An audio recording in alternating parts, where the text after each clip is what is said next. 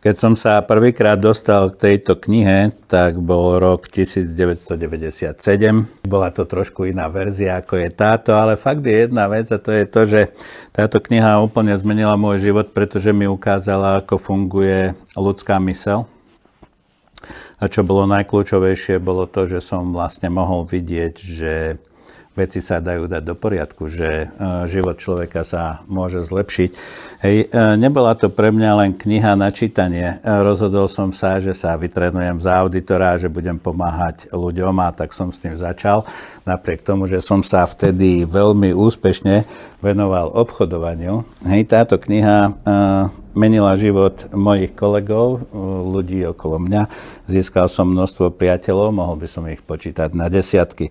Dokonca ten záujem o tú terapiu bol taký veľký, že som musel požiadať moju manželku, aby sa vytrenovala za auditora. A naozaj sme mali plné ruky práce. Takže jedného krásneho dňa sme si povedali, že túto knihu by mal mať každý a začali sme robiť všetko preto, aby sa ľudia o diagnostike dozvedeli.